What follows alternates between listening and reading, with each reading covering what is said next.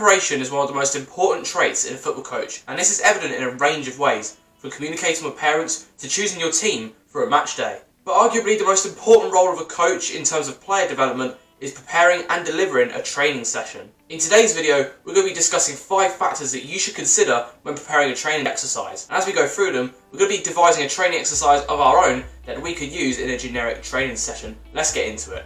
Input number 1 is to have an understanding of your players. Now, you might have a preferred style of play with a variety of principles within that, but particularly at youth level, it's best to create a system that suits the characteristics of your players. It's important to recognise those characteristics and then develop exercises that either maximise their strengths or rectify their weaknesses. Let's say that I've got a squad of 16 players. My midfielders and wingers have great technical ability and can pick out a pass, and my forwards have great movement in the box. Having assessed their characteristics, I think we should devise a crossing exercise and instill this as our attacking identity. Regardless of what you're trying to achieve, whether it's a pattern of play or a defensive structure, good habits take a while to train, so it's important to stick to your exercises and allow your players to gradually improve over time.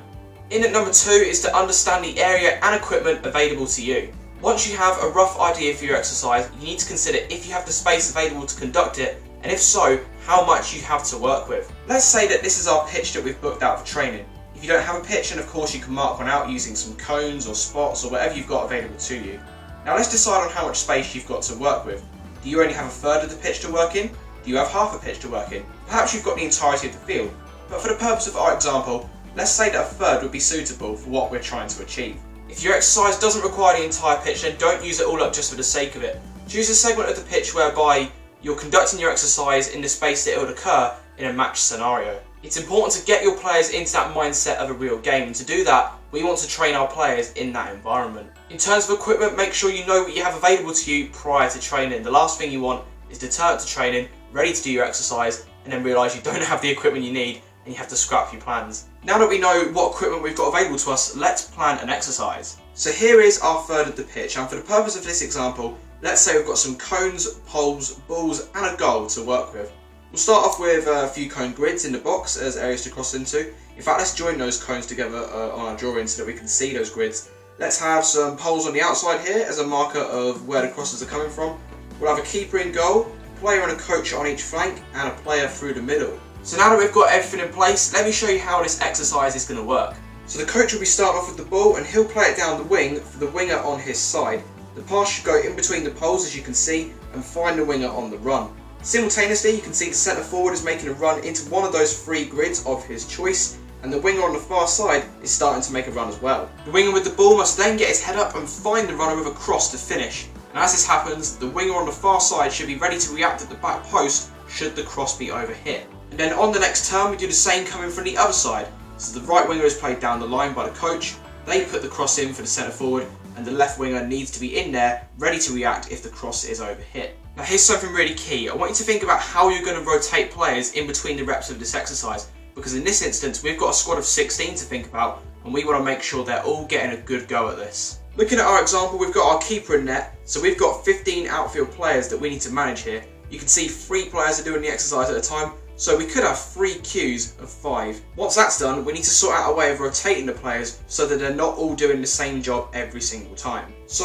once we've had a rep of this exercise, let's have the 3 players that just finished moving anti-clockwise. So the right winger moves to the middle queue and becomes the centre forward, the centre forward moves to the left queue and becomes a left winger, and the left winger goes round to the right queue and becomes a right winger. By doing this, all of our players can have a crack at both putting some crosses in and also getting into the box to score from them.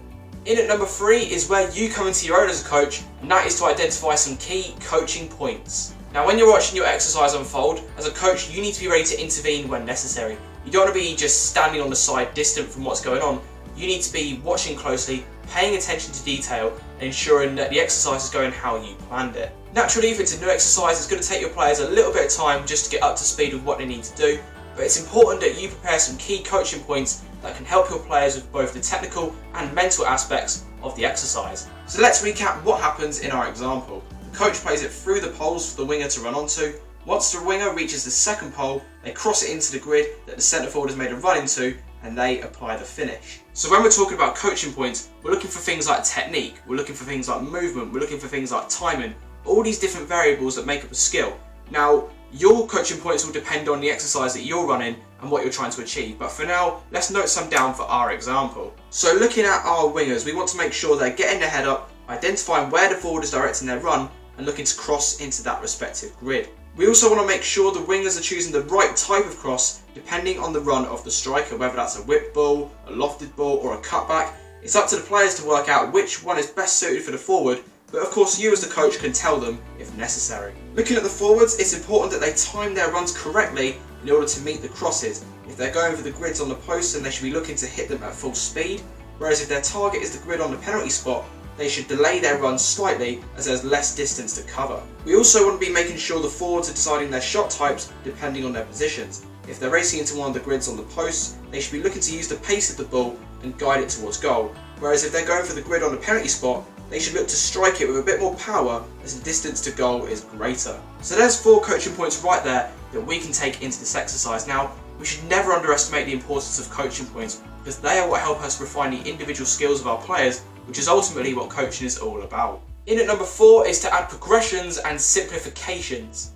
Now this one is really important because as a coach, you need to be able to cater to the capabilities of your squad, particularly at youth level when you're working with a variety of different skill sets. Not everybody's going to get to grips with your exercise just like that, but once they do, you want to start gradually increasing the level of difficulty so you can start to get the best from your players. Try to build the progressions in small modules so you can start to see meaningful improvements. With that said, let's get back to our exercise and add some progressions. So here is the exercise again in its base form. The squad's getting good at this now, so how can we progress it? Let's have one of the coaches shout where the forward should go as they play the first pass. So as you can see, the coach calls front and the forward makes the run into that front post grid. By doing this, we're taking that option away from the forward just to choose a space because you're never really going to get that in a match scenario. As a centre forward, you'll want to be exploiting the space that's been left open by the defenders. So in this exercise, we want them to be listening out and reacting for that call. If the squad can manage that, then in that case, let's go for one more progression. If you've got bibs available, hand a couple out and let's get a defender in the mix. So as the coach gives the call and the forward makes the run, he's challenging with a defender for that incoming cross. In a real match scenario, obviously it's very rare as a centre forward that you'll be the only one competing for that ball. You'll be competing with other defenders and you might even have a defensive midfielder tracking you back. So it's really important that we apply this because it is going to occur in a real match. Of course, you can note down some more of those key coaching points here. So for example, telling the defender to stay goal side or telling the forward to check their run a bit and help them break free from that defender. Now, as important as it is to be able to push your players and challenge them, it's equally as important to be able to adapt the other way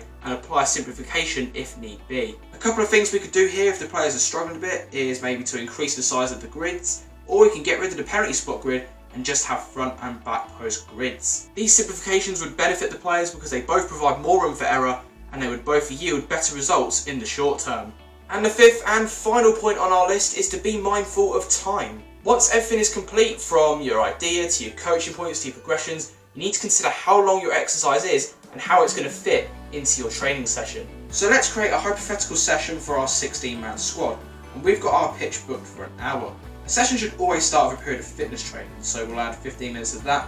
Next we'll go for a pass exercise for 15 minutes, just to get them working with the ball, building up for our crossing exercise that we've created, so once again for 15 minutes, and we'll finish off with a short match to test what we've learned in the session. So that is going to be all for today. Feel free to take this exercise that we've made and try it out with your players. I'd say that this is more of an under 18 sort of exercise, but if you feel that you can make it work an age group down or two, then by all means have a go at that. If there's any specific age groups that you want me to make some content for, then do let me know in the comments below. Make sure you're staying safe during these current circumstances, and I'll see you all soon with another video. Take care.